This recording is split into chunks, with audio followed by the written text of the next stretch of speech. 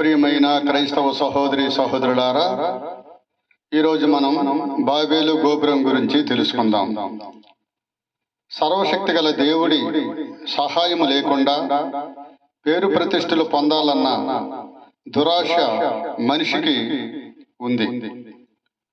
అది దేవుని ప్రేమ నుంచి దూరము చేసి దేవుని ఆగ్రహానికి గురి చేస్తూ ఉంటుంది.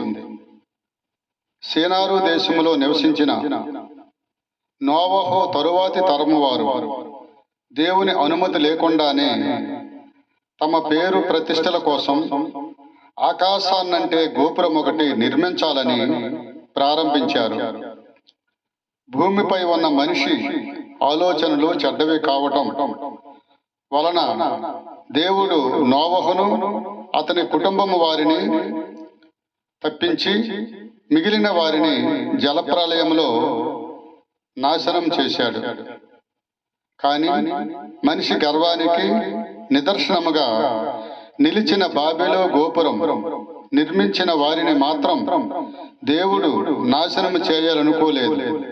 కానీ ఒకే భాష మాట్లాడే వారి భాషల్ని దేవుడు తారుమారు చేశాడు.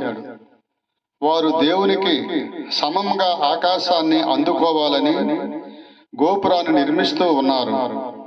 వారి భాష తారుమారు కావడం వల్ల ఒకరి ఆలోచనలు మరొకరు అర్థము చేసుకోలేక వారు పని మానివేశారు.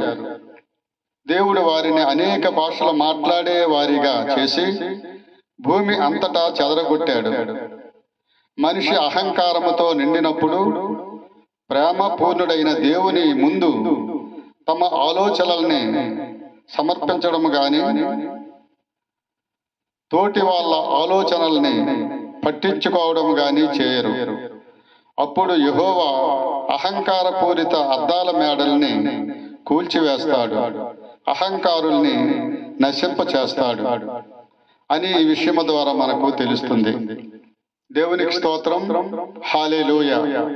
దేవుడు మిమ్మల్ని దీవించును గాక. ఆమేన్.